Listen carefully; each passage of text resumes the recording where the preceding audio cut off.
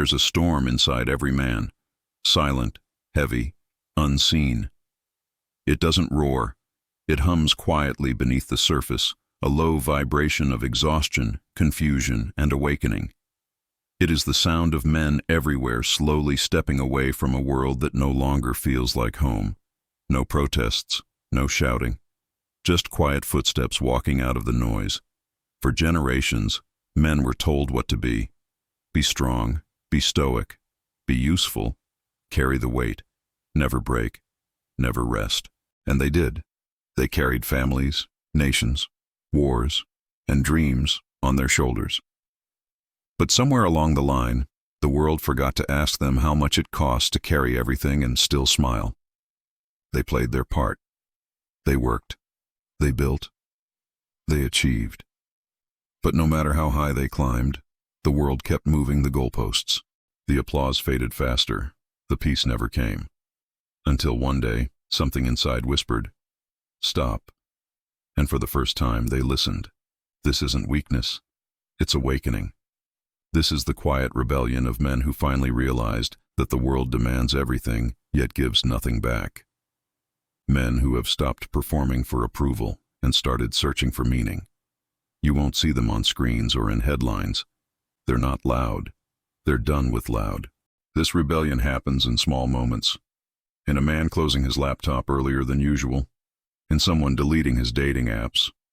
In another choosing solitude over shallow company. It's not defeat. It's clarity. It's the understanding that peace is worth more than validation, and that strength doesn't always mean resistance. Sometimes strength is the stillness that comes after you've walked away. From childhood, men are programmed with a script. Be the provider, the protector, the problem solver. They're told that pain is weakness and emotion is danger. They're told their value lies in production, not presence, and so they hide behind work, behind success, behind silence. Because silence feels safer than rejection, but silence can kill. Behind that quiet face, there's a storm, years of holding back, of not being seen, of pretending everything's fine when it's not. Studies show men are lonelier than ever before. Fewer friends, more isolation, more emptiness, and that loneliness eats them alive in silence. But now, something is changing. Men are not giving up. They're opting out. They're realizing the game was never meant to be won. The constant chase for money, status, attention. It's a treadmill built by a world that profits from their exhaustion. And they're finally stepping off. They're choosing smaller lives, but deeper ones. They're trading hustle for peace, applause for authenticity. They were rediscovering the beauty of solitude, the kind where you're not running from the world, but finally coming home to yourself. Solitude isn't loneliness, it's power. It's where a man meets himself without masks, without noise. It's where he asks the hard questions. What do I really want? Who am I when I stop trying to be everything for everyone else? And in that silence, he finds the truth. He learns that strength isn't about how much you endure. It's about knowing when to stop enduring. That real confidence doesn't need to be loud. It's calm, steady, grounded. That love isn't about sacrifice. It's about peace shared between two complete souls, not two broken ones clinging to survival. This is the rebirth of masculinity.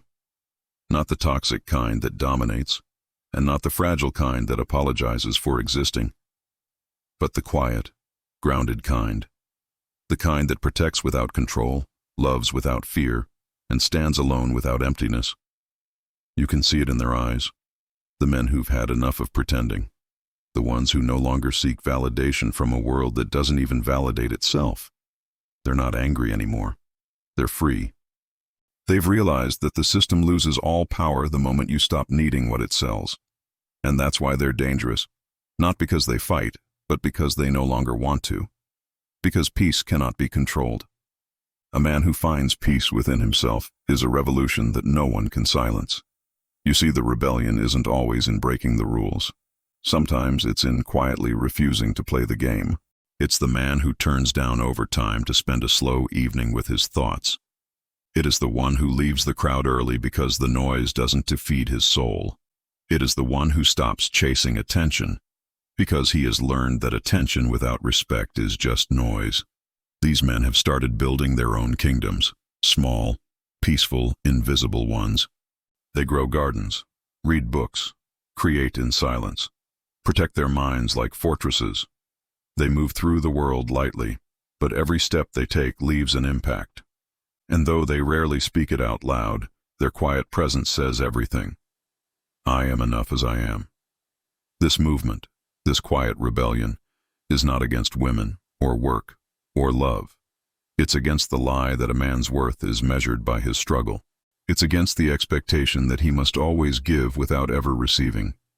It's against the idea that rest is laziness, because when a man finally rests, he begins to see clearly. And when he sees clearly, he becomes unstoppable. That's the fire within the silence, the one that never dies, the one that glows softly, like an ember that refuses to fade. And that's what we call the Stoic Flame. Every man carries this flame. Some bury it under pain, some hide it behind duty. But it's there, waiting. It's the spark that whispers, "You were never meant to live in chaos."